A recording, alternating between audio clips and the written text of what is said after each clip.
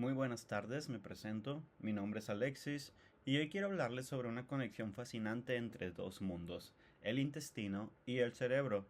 Específicamente les quiero hablar sobre la microbiota intestinal en el adulto mayor y cómo esta microbiota intestinal se ha llegado a asociar con la enfermedad de Alzheimer e incluso más en un contexto con diabetes mellitus tipo 2, el cual se considera uno de los factores de riesgo para desarrollar la enfermedad de Alzheimer.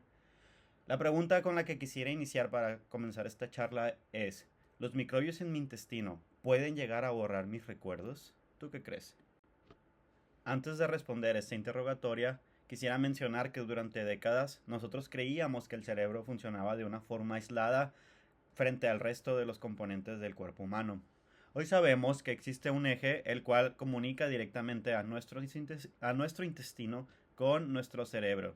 A este eje se le conoce como eje intestino-cerebro. Y dentro de este diálogo hay un protagonista clave, el cual es la microbiota intestinal, que también es protagonista justo de la charla que tenemos el día de ahora. Ese universo de microorganismos, alrededor de 100 billones de microorganismos, influyen en nuestra digestión, influyen en nuestra inmunidad y sorprendentemente se ha visto que también estos microorganismos pueden llegar a influir en nuestra memoria. Estos estudios han llegado a proponer que las alteraciones en la microbiota podrían ser una pieza clave en el origen y en la progresión de la enfermedad de Alzheimer.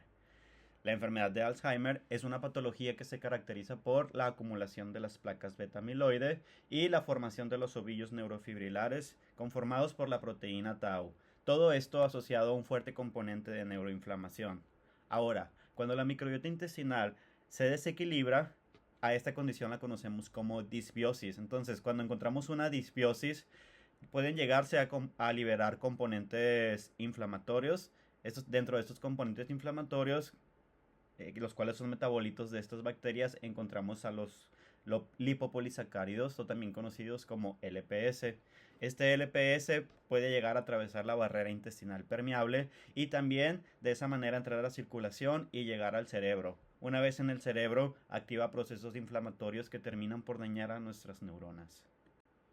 Siguiendo con esta línea y hablando de disbiosis, se ha visto que las personas con la enfermedad de Alzheimer presentan en su microbiota intestinal un menor número de bacterias productoras de ácidos grasos de cadena corta. Estos son un metabolito asociado a procesos antiinflamatorios. Dentro de estas bacterias se encuentran géneros como Fecalibacterium y Roseburia. A su vez, también en las personas con esta enfermedad se han encontrado un mayor número de bacterias proinflamatorias o asociadas a procesos proinflamatorios, tales como géneros de bacteroides o ruminococcus. Por otro lado, también en modelos animales con la enfermedad de Alzheimer se ha visto que al modificar la microbiota mediante probióticos o mediante un trasplante fecal, se reducen en este tipo de modelos las placas amiloides y de esa manera se mejora también la memoria. Esto nos sugiere que el intestino podría tener un papel causal en la neurodegeneración y no solamente ser un reflejo de ella. Por lo tanto, esta evidencia llega a plantearnos una pregunta muy relevante y quisiera que ustedes me ayuden a responderla. ¿Puede el envejecimiento o la diabetes mellitus tipo 2, que es uno de los principales factores de riesgo de la enfermedad de Alzheimer, modificar la microbiota intestinal de manera que favorezca nuestra neuroinflamación? ¿Ustedes qué piensan? Porque diversos estudios señalan que tanto la edad como los desbalances metabólicos alteran profundamente la composición intestinal, promoviendo un ambiente inflamatorio crónico que termina por afectar a nuestro cerebro. Frente a estas preguntas, en nuestro grupo de investigación en la Universidad Autónoma de Sinaloa, nos dedicamos a explorar precisamente esta relación. Lo hicimos evaluando la microbiota intestinal en adultos mayores con y sin diabetes tipo 2 y con y sin enfermedad de Alzheimer, analizando su vínculo con parámetros clínicos, parámetros metabólicos y parámetros cognitivos. Todo esto nos arrojó resultados preliminares, los cuales muestran diferencias notables en la diversidad bacteriana de nuestros grupos.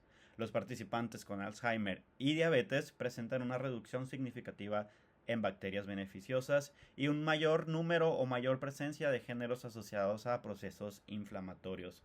Por lo tanto, este hallazgo llega a reforzar la hipótesis de que el intestino podría ser una ventana diagnóstica y terapéutica en el estudio de la enfermedad de Alzheimer, especialmente en poblaciones envejecidas y con comorbilidades metabólicas también.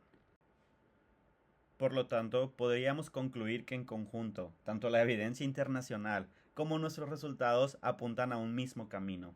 La enfermedad de Alzheimer no debe entenderse solamente como una enfermedad del cerebro, sino como una condición sistémica, en donde el intestino y su microbiota juegan un papel crucial en esta patología. Nuestro reto ahora es explorar este eje intestino-cerebro. Explorarlo nos permitirá comprender mejor cómo prevenir, cómo diagnosticar y quizás algún día tratar esta enfermedad desde una perspectiva integral y no solamente neurológica. Porque como decía Hipócrates, todas las enfermedades comienzan en el intestino y parece que la ciencia moderna está comenzando a confirmarlo. ¿Ustedes qué creen?